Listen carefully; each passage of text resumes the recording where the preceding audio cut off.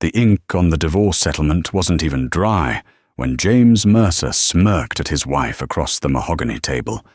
He thought he had committed the perfect crime, hiding $50 million of real estate and intellectual property in a shell company where she couldn't touch it.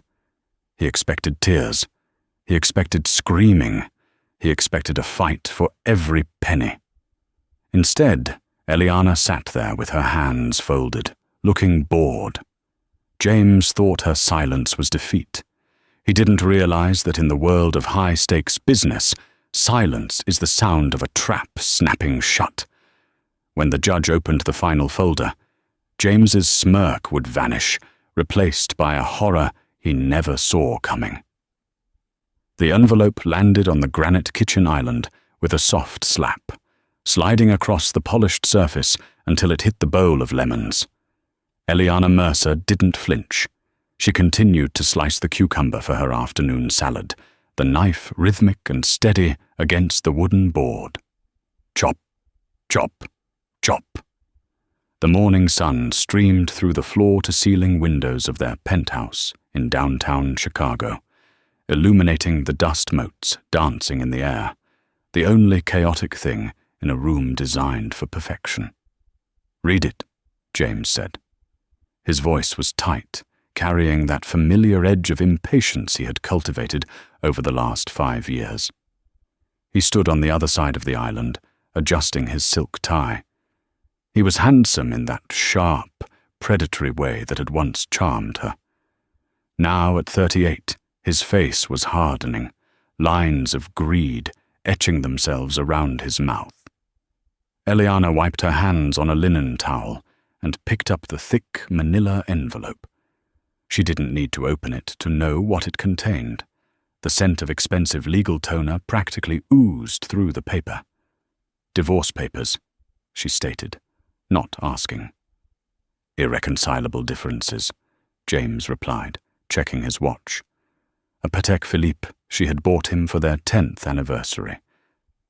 "I've been generous, Eliana. You keep the apartment in the city, the SUV, and I'll provide a monthly stipend for 2 years. Just sign it, and we don't have to drag this out." Eliana pulled the documents out. Her eyes scanned the legal jargon. It was brutal. He was effectively cutting her out of everything that mattered, specifically Mercer Dynamics, the logistics software company they had built from the ground up in their garage 15 years ago. Well, the company she had coded the back end for while he handled the sales. "You're keeping the company entirely?" Eliana asked, her voice dangerously level. "It's my vision, Eliana. You haven't stepped foot in the office in 3 years, James scoffed, pouring himself a coffee. "You've been busy with your charities, your gardening. You're a housewife, Eliana. A very comfortable one. Don't get greedy." He was lying, of course.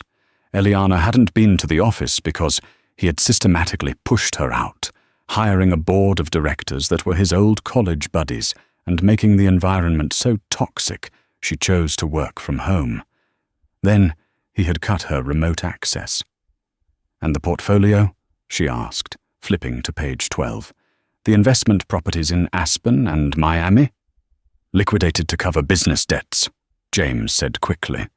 Too quickly. "Bad quarter. Market volatility. It's all gone." Eliana looked up. She saw the slight twitch in his left eye. He was lying about the debts, too. She knew exactly where those properties were. She knew exactly who was living in the Miami condo right now, a 24-year-old marketing intern named Sienna. James tapped his fingers on the marble. "Look, my lawyer, Robert, says this is more than fair. If you contest it, we go to court. And if we go to court, I'll bury you in legal fees until you're selling this jewelry just to buy groceries. Just sign it, Eliana. Be a good girl for once." The insult hung in the air. Be a good girl. For a decade, Eliana had been the good girl. She had played the supportive wife while he stood in the spotlight. She had edited his speeches, fixed his code bugs at 3 a.m., and smiled for the cameras at Garlus while he took credit for her innovations. She looked at James. She saw a man who thought he was a king, standing on a castle made of sand. "Okay," Eliana said softly. James blinked. He froze mid-sip. "What?" "I said okay," Eliana repeated. She reached into the drawer, pulled out a black pen, and clicked it. "I'll sign. I want out, James. If this is the price of my freedom, fine. Take the company. Take the imaginary debts. I just want the divorce finalized by the end of the month." James stared at her, stunned. He had prepared for a war. He had his shark of a lawyer, Robert, ready to leak stories to the press about Eliana being mentally unstable. He had hidden assets in 3 different offshore accounts. He was ready to fight.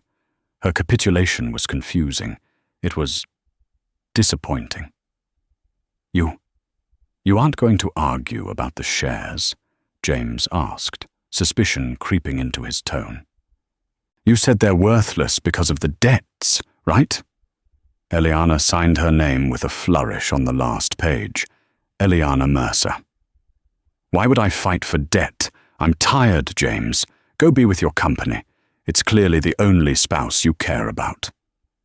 She slid the papers back across the island. James picked them up slowly, looking for the catch. He scanned the signature. It was real. She had actually done it. A wave of triumph washed over him, drowning out the suspicion. He had won. He had secured the multi-million-dollar empire for himself, and she was walking away with a used car and an apartment he was secretly planning to remortgage before the deed transfer anyway. "Smart choice," James sneered, his arrogance returning in full force. He shoved the papers into his briefcase. "I'll have Robert file these this afternoon. Pack your things. I want you out of the master bedroom by tonight. You can sleep in the guest room until the decree is absolute." "Actually," Eliana said, turning back to her cucumber, "I'll stay at a hotel. The air in here is suddenly very stale." James laughed, a harsh, barking sound. "Suit yourself. Just don't expect me to pay the bill." He turned and walked out of the apartment, his footsteps heavy and confident. He slammed the heavy oak door behind him. Eliana stood in the silence of the kitchen. The stillness settled around her. Slowly, she put down the knife. She walked over to the window and watched James emerge from the building below, getting into his black sedan. She watched him drive away. She picked up her phone and dialed a number she had saved under pizza delivery. It rang twice. "It's done," Eliana said, her voice changing. The softness was gone, replaced by a cold, steel authority. "He signed the agreement where I waive my rights to Mercer Dynamics in exchange for the liquidated assets being removed from the marital pot. He thinks he's clever." A deep, raspy voice on the other end chuckled. It was Arthur, the most feared forensic accountant and litigator in the state, a man who had retired 5 years ago, but came back solely for this case. "Did he mention the holding company?"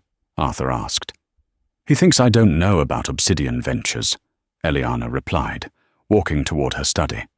"He thinks he moved the intellectual property there safely. He has no idea, Arthur." "The court date is set for November 12th, Arthur said. "Judge Harrow is presiding. He's a stickler for detail. James is going to walk into that courtroom thinking it's a formality." "Let him think that," Eliana said, opening a drawer in her desk. Inside was a single red folder labeled Project Phoenix. "James likes to play games. He just forgot that I'm the one who wrote the rules." 2 weeks later, James sat in the VIP booth of the Velvet Room, the most exclusive club in the city. The bass of the music thumped against his chest, vibrating through the crystal glass of scotch in his hand. Next to him sat Sienna. She was stunning, wearing a red dress that cost more than most people's cars, a dress James had paid for using the corporate account, disguised as marketing expenses. "So it's really over?" Sienna shouted over the music, trailing a manicured finger down his arm. "She just gave up?" James laughed, signaling the waiter for another bottle. "She folded like a cheap lawn chair, babe. Eliana never had the stomach for business. She thinks small. She wanted security. I wanted an empire. I told her the company was drowning in debt, and she ran for the hills." "And is it?" Sienna asked, her eyes gleaming with avarice. "Drowning in debt?" James leaned in close, whispering against her ear. "The company is about to sign a contract with the Defense Department worth $200 million. The ink goes on the paper the day after the divorce is final. I moved all the proprietary algorithms, the real value, into a separate LLC called Obsidian Ventures. Technically, Mercer Dynamics is an empty shell right now. If she tried to claim half, she'd get half of nothing. But Obsidian, that's all mine. And nobody knows it exists." Sienna squealed, kissing him passionately. "You're a genius, James. A wicked, sexy genius." "To us," James toasted, clinking his glass against hers. "To the future, and to getting rid of dead weight." Across the city, in a quiet, dimly lit office, filled with the smell of old paper and coffee, Eliana was sitting opposite Arthur. Arthur was a man of 70, with wild white hair and spectacles that made his eyes look enormous. He was hunched over a sprawling diagram on his desk. "He was sloppy," Arthur muttered, tapping a red line on the chart. "Arrogant men are always sloppy. They think because they hide the money, the trail disappears. But money always leaves footprints." "Show me," Eliana said, leaning forward. "Here." Arthur pointed to a transaction dated 6 months prior. He transferred the source code ownership of your logistics software to Obsidian Ventures. He listed Obsidian Ventures as a Nevada-based entity to utilize the privacy laws there. The registered agent is a lawyer named Simon Fook. "I know Simon," Eliana nodded. "He was James's fraternity brother. Not exactly the brightest bulb." "Correct. Simon set up the LLC," Arthur grinned, revealing yellowed teeth. "But here is the mistake. To transfer the intellectual property from a marital asset, Mercer Dynamics, to an external entity, he needed a signature from a majority shareholder or a witness of standing if the board wasn't consulted. Since he fired the board and replaced them with yes men, he bypassed the vote. But the corporate bylaws of Mercer Dynamics, do you remember Article 4, Section C? Eliana smiled. It was a cold, sharp smile. Of course I do. I wrote it. Any transfer of intellectual property exceeding $1 million in value requires the wet signature of the Chief Technical Officer, Arthur recited, and who, according to the official state records that James never bothered to update, is still the listed CTO. I am, Eliana said. He fired me verbally. He locked me out of the building. But he never filed the paperwork with the Secretary of State to formally remove me as an officer of the corporation. He was too lazy. Exactly. Arthur slammed his hand on the table. Which means the transfer of the assets to Obsidian Ventures is technically voidable. But we aren't going to void it. Oh no. That would just bring the money back to the marriage pot to be split 50-50. Eliana picked up the thread. We need Obsidian Ventures to be valid. We need him to feel safe. Right, but look at Obsidian itself. Arthur slid a second paper across. This is the operating agreement for Obsidian Ventures. Standard boilerplate. But look at the funding source. To open the LLC, he needed an initial capital injection. He used a wire transfer. From our joint savings, Eliana asked. No, he was smarter than that. He used a private loan. Arthur's eyes twinkled. He borrowed $500,000 to set up the infrastructure. He borrowed it from a private lending firm called Aurelius Capital. Eliana frowned. I don't know them." "You do," Arthur whispered. "You just don't know you do. Remember your father's old trust? The one he left you when he passed away 10 years ago. The one James tried to get you to cash out to buy the yacht. But you refused?" "The North Star Trust," Eliana said. "It's managed by the bank." "The bank invests the trust's money to grow it," Arthur explained. 3 years ago, the bank's algorithm invested a portion of your trust into a high-yield private lending group. That group is Aurelius Capital.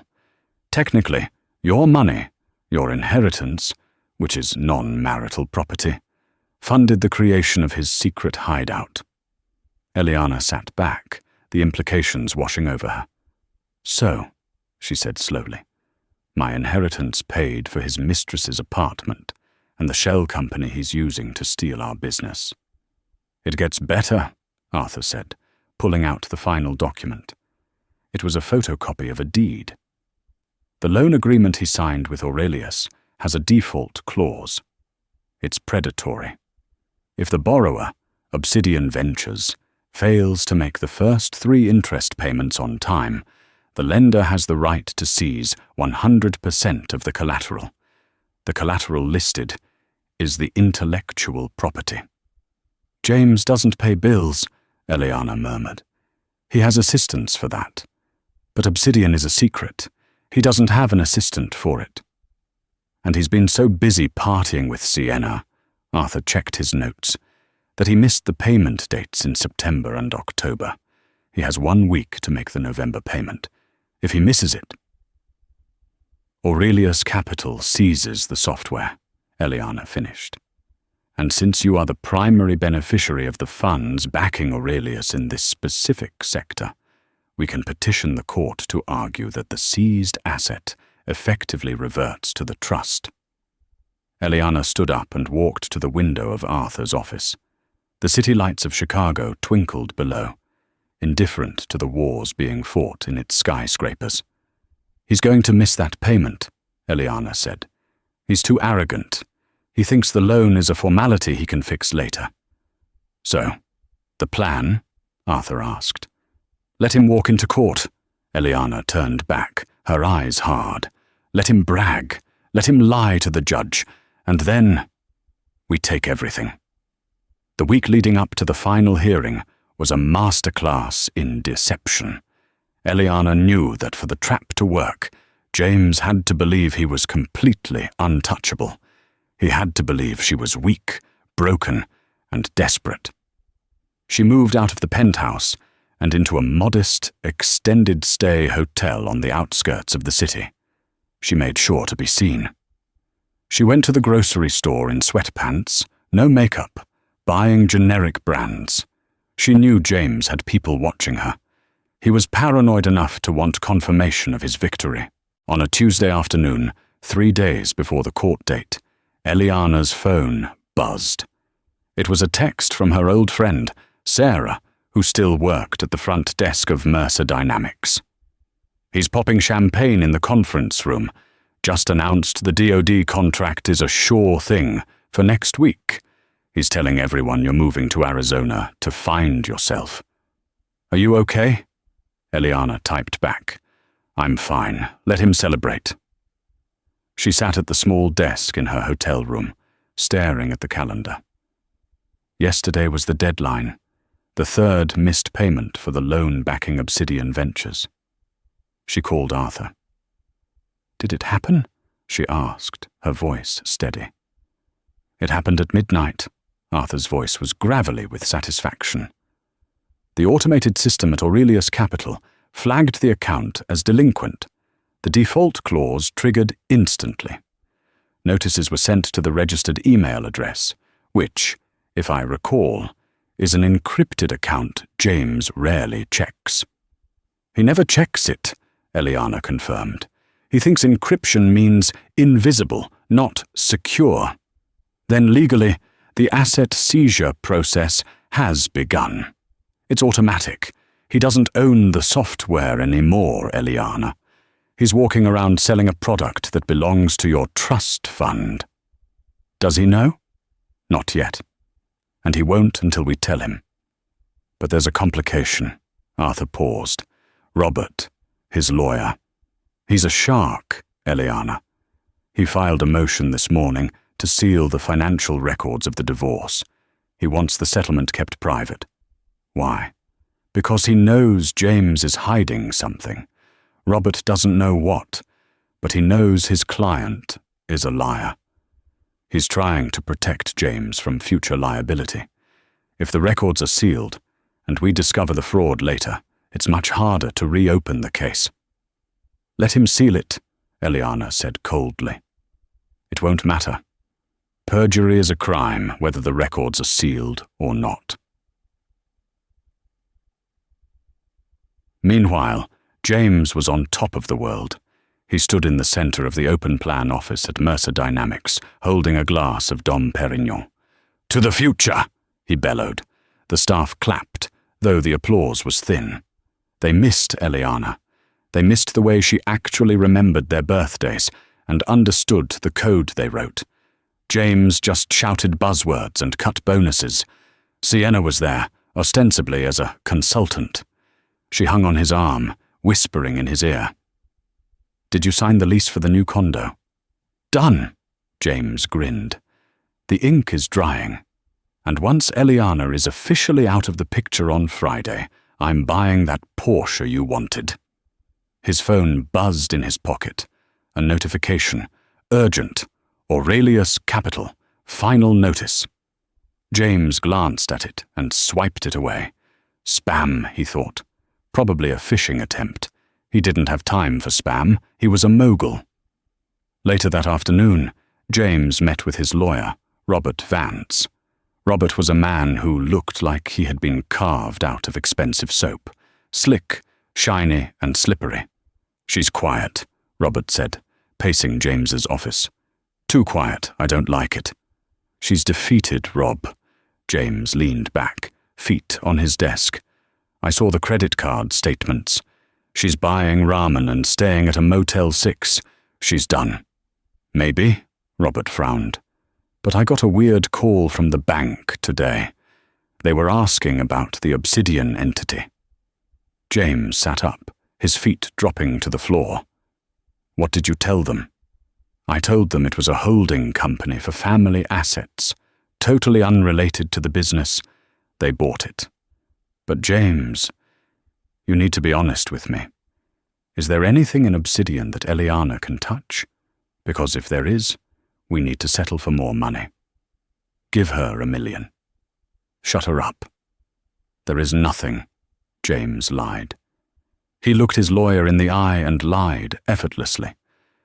"Just some old patent ideas that never went anywhere. It's worthless. I just don't want her getting her hands on it out of spite." Robert studied him for a long moment. "All right. We go to court Friday. Judge Harrow is presiding. He hates liars, James. So whatever you do, stick to the script. The company has debts. The assets were liquidated to pay them. Eliana gets the stipend. End of story."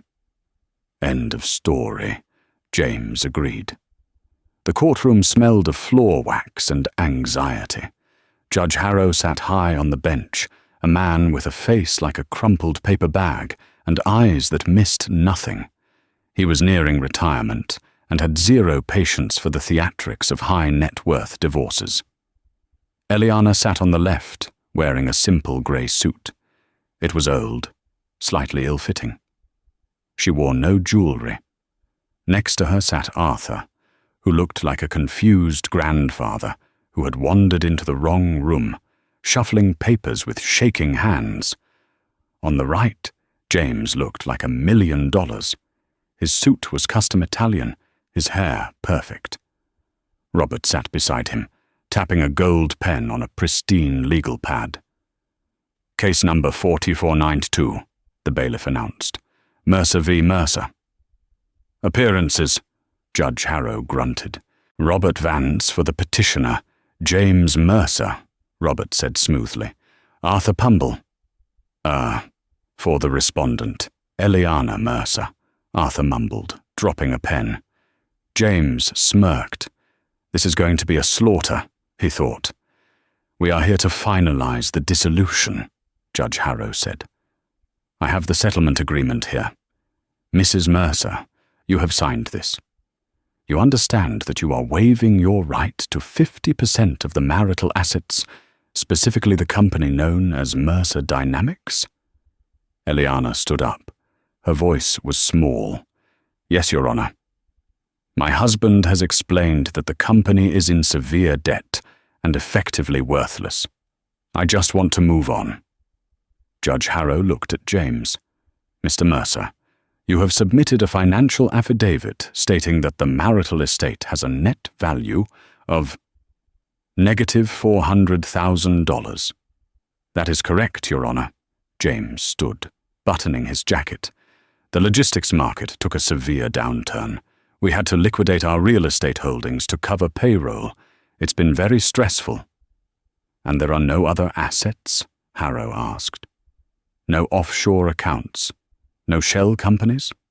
No hidden equity? None, Your Honor, James said firmly. I value transparency. Very well. Harrow picked up his gavel. If there are no objections— Just one small thing, Your Honor. Arthur's voice suddenly cut through the room. It wasn't the voice of a confused old man anymore. It was sharp, clear, and booming. Robert Vance stiffened. He knew that tone. Mr. Pumble? The judge asked. Arthur stood up, abandoning the act. He walked to the center of the room, holding a single blue document. My client would like to introduce a piece of evidence regarding the worthless nature of the husband's business. Objection. Robert stood up. Discovery is closed. They signed the agreement. The agreement was signed based on fraudulent financial disclosure, Arthur shot back, which makes it void ab initio. I have proof here that Mr. Mercer committed perjury less than 30 seconds ago. The courtroom went silent. Judge Harrow lowered his gavel. Approach the bench. James felt a bead of sweat roll down his back. What does he have? He wondered. He can't have anything. Arthur handed the document to the judge and a copy to Robert. Robert read it, and his face drained of color. He looked at James with pure hatred. What is this? Judge Harrow asked, reading the paper. Obsidian Ventures, LLC? It is a company formed by Mr. Mercer 8 months ago in Nevada, Arthur explained. He transferred the core intellectual property, the source code worth approximately $50 million, from Mercer Dynamics to this shell company. He then claimed Mercer Dynamics was worthless because he had stripped it of its only valuable asset. James stood up, his hands shaking. That's a lie. Obsidian is it's just ideas. It has no value. Is that so? Arthur smiled. Then why did you use it as collateral for a $500,000 loan from Aurelius Capital? James froze. And here is the interesting part, Arthur continued, turning to the gallery as if addressing a jury. Mr. Mercer was so busy hiding this asset that he forgot to pay the loan he used to create it. As of 3 days ago, Obsidian Ventures is in default. Arthur pulled out a second document. This is a notice of seizure from Aurelius Capital. Because of the default, the lender has exercised their right to take ownership of the collateral. The intellectual property now belongs to the lender. So? James sputtered, trying to find an angle. So I lost it. See? I told you the money was gone. I don't own it. She doesn't own it. It's gone. Not quite, Eliana spoke up. She stood, her grey suit suddenly looking like armor. She walked to the railing. Your Honor, I am the primary beneficiary of the North Star Trust. Judge Harrow looked confused. And that is relevant because? Because, Eliana said, locking eyes with James. Aurelius Capital is a private lending arm funded almost entirely by the North Star Trust. My trust. The silence that followed was absolute. You could hear the hum of the air conditioning. James's mouth opened, but no sound came out.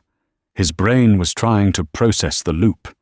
He had borrowed money from his wife's trust fund to hide money from his wife, and by failing to pay it back, he had accidentally forfeited the stolen money back to his wife.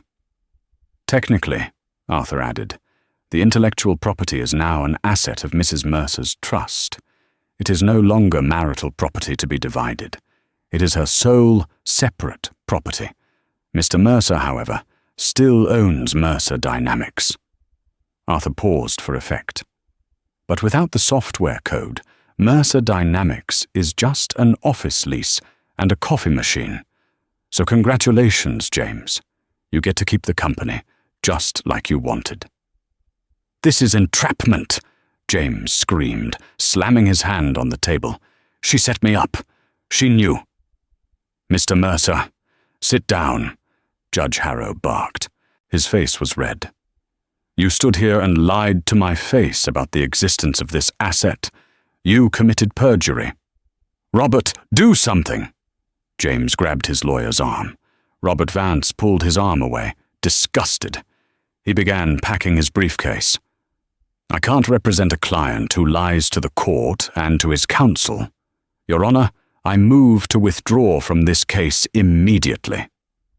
Granted, Harrow snapped. He turned his glare on James. Mr. Mercer, not only are you going to lose this divorce, but I am referring this transcript to the district attorney's office. Hiding assets and lying under oath is a felony. And as for the settlement... Harrow looked at Eliana. Mrs. Mercer, since the IP is now legally the property of your trust, that issue is settled.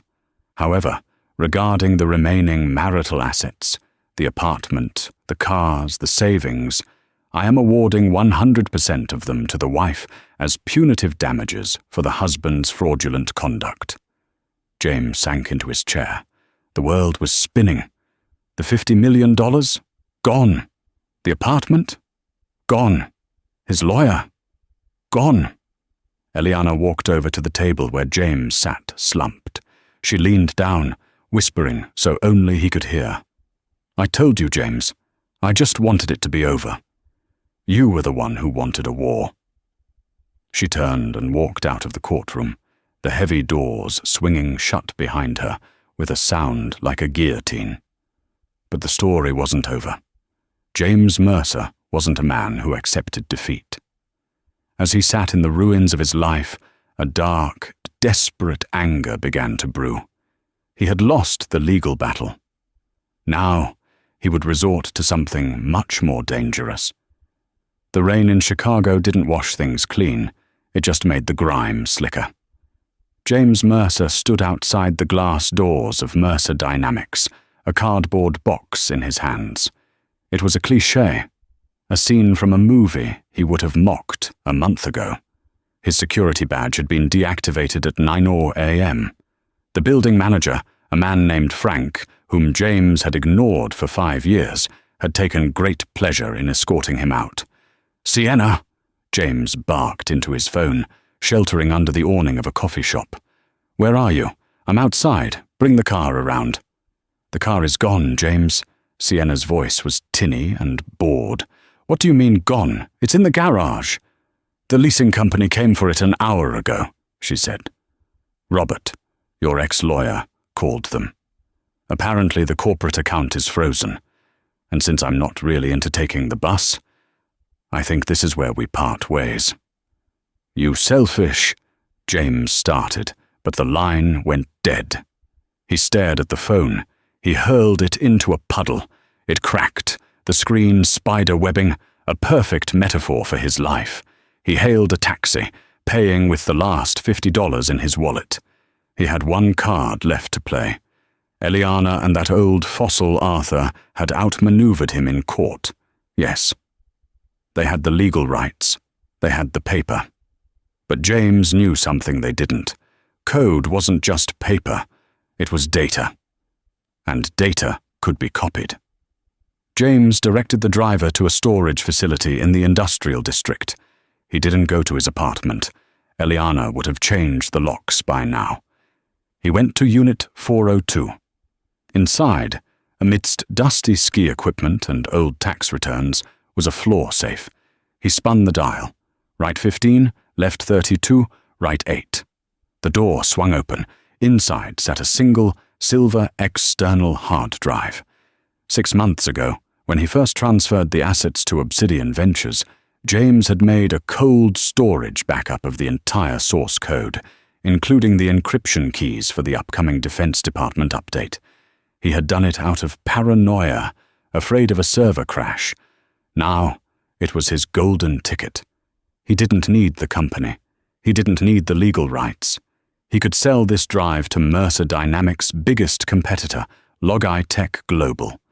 Their CEO, Victor Hale, had been trying to buy James out for years. Victor didn't care about legal niceties. He cared about market share. James grabbed the drive. His hands were shaking, not from cold, but from adrenaline. He would sell the code for 10 million cash, fly to the Caymans, and disappear. Eliana could keep the empty shell of a company.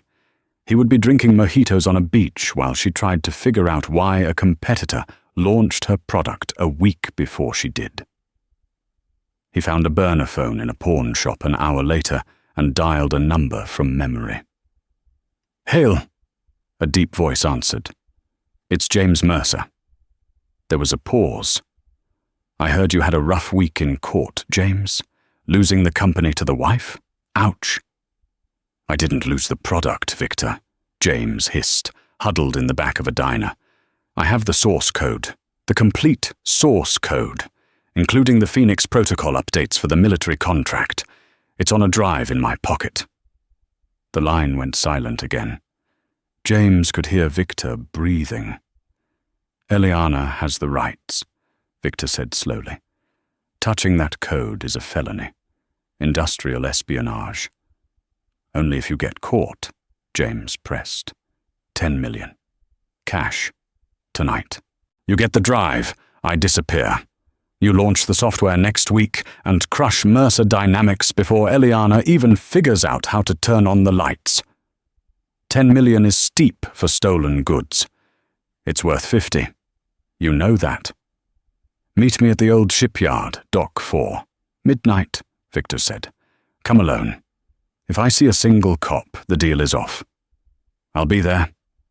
James hung up. He ordered a coffee and watched the steam rise. He felt a dark satisfaction. Eliana thought she had won by playing by the rules. She forgot that James Mercer never played by the rules. The shipyard was a graveyard of rusted metal and shipping containers, shrouded in fog rolling off Lake Michigan. The wind howled through the gaps in the steel, sounding like a mournful choir. James stood under the yellow glow of a flickering street lamp at Dock 4. It was 11:55 p.m. He checked the silver drive in his jacket pocket for the 100th time. It was cold against his fingers. Headlights cut through the fog. A black SUV approached slowly, tires crunching on the gravel. It stopped 20 feet away. The doors opened. Victor Hale stepped out. He was a bear of a man, wearing a trench coat that looked expensive enough to feed a family for a year. 2 large men in dark suits flanked him. Bodyguards. "James," Victor nodded, his breath visible in the air. "You look like hell." "Cut the pleasantries," James spat. "Do you have the money?" One of the bodyguards lifted a heavy duffel bag. He unzipped it, revealing neat stacks of $100 bills. 10 million, Victor said. Unmarked, untraceable. James felt a rush of greed, so potent it made him dizzy. "Here," he pulled out the drive. "The entire back end, the encryption keys, it's all there." Victor didn't move to take it. He just stared at James with a strange expression. Pity? Amusement? "What?" James snapped. "Take it." "You really hate her, don't you?" Victor asked softly. "Eliana, you hate her so much you're willing to burn down your own legacy just to scorch her eyebrows." "She stole my company," James snarled. "She humiliated me. This is justice." "Justice?" Victor repeated the word, tasting it. He shook his head. You know, James, in this industry, we're sharks. We eat each other. But even sharks have a code. What are you talking about? Victor snapped his fingers. From behind the shipping containers, floodlights suddenly blazed to life, blinding James. He threw his hands up, shielding his eyes. Police! Drop the bag! Hands in the air! James froze. His heart hammered against his ribs like a trapped bird. Victor set me up? But as his eyes adjusted to the glare, he saw figures emerging from the shadows. Uniformed officers, yes. But walking through them, flanked by a man in a rumpled suit, was Eliana. She wore a thick wool coat and boots. She looked calm. Beside her was Arthur. Hello, James, Eliana said. Her voice wasn't loud, but it carried over the wind. You... James stared at Victor. You rat, you worked with her? Victor shrugged, lighting a cigar. Eliana called me 3 hours before you did. She told me you might try to sell the backup. She offered me a legitimate licensing deal for the software, clean, legal, and profitable, if I helped her catch the thief who was trying to undercut the market. Business is business, James. Stolen goods are a liability. A partnership with the legal owner? That's an asset. James looked around wildly. He was trapped. The police were closing in. It doesn't matter. James held the drive up like a grenade. I have the code. If I destroy this drive, you lose the backup. You don't have the Phoenix protocol updates. I wrote them on my private server. Eliana took a step closer. She didn't look scared. She looked sad. Oh, James, she sighed. You really didn't pay attention to me for the last 10 years, did you? I wrote that code, James screamed. You wrote the interface, Eliana corrected him. You wrote the pretty buttons and the sales dashboard. But the Phoenix protocol, the deep learning algorithm that actually makes the logistics work? She tapped her temple. I wrote that, James. Me.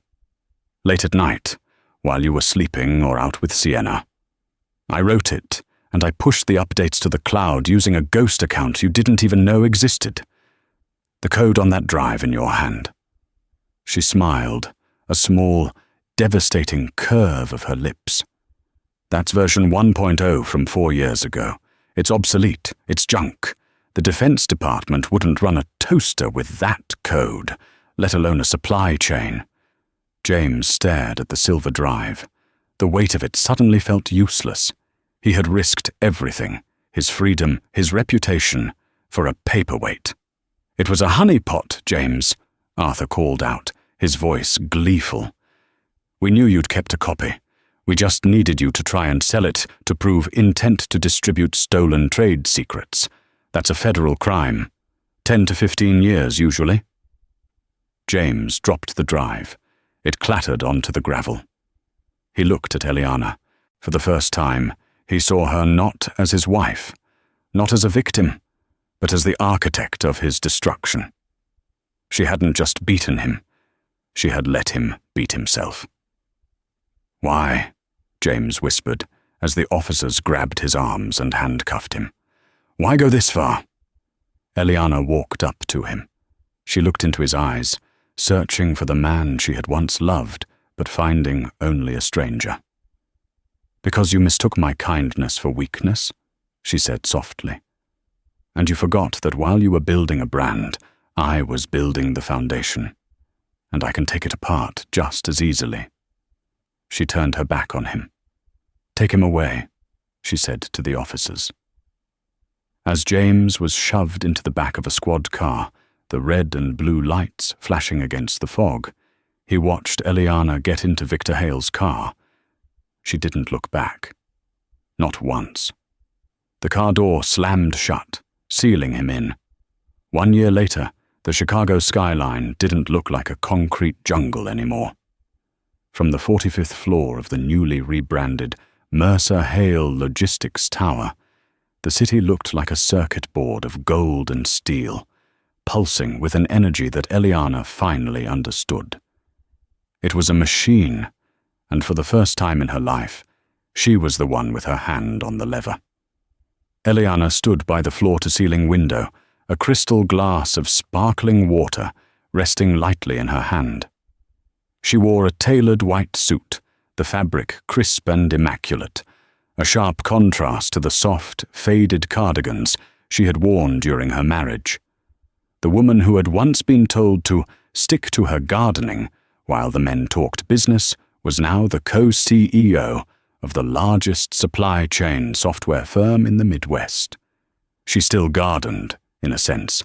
She just pruned overheads and cultivated billion-dollar mergers instead of hydrangeas. The heavy oak door creaked open, breaking the silence of the executive suite. Eliana didn't turn immediately. She watched the reflection in the glass as Arthur hobbled in. The old lawyer moved slower these days, leaning heavily on a mahogany cane, but his eyes behind the thick spectacles were as bright and predatory as ever. "The board meeting starts in 10 minutes, Arthur said, his voice raspy but warm. He sank into one of the leather guest chairs with a groan of relief. "I just saw the preliminary reports. The shareholders are more than happy, Eliana. They're ecstatic.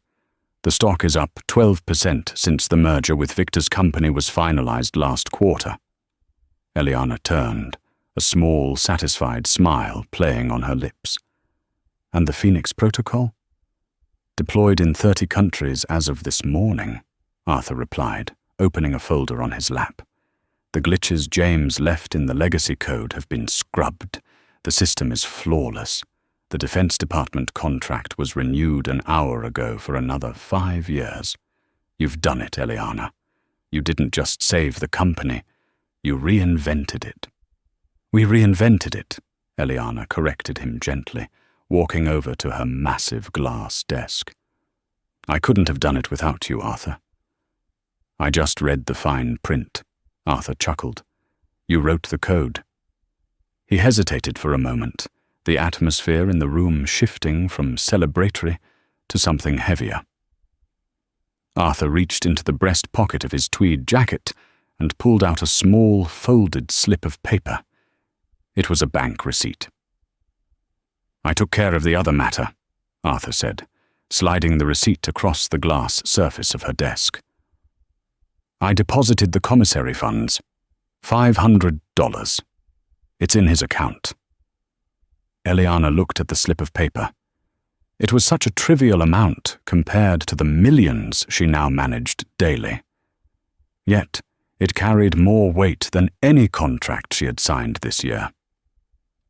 $500, she murmured. Enough for him to buy toothpaste, instant coffee, and maybe some decent writing paper. "You're too generous, Eliana," Arthur said, shaking his head. "After what he did, the lies, the mistress, the attempt to sell your work to a competitor, I would have let him rot with nothing but state-issued soap. Why send him an allowance?"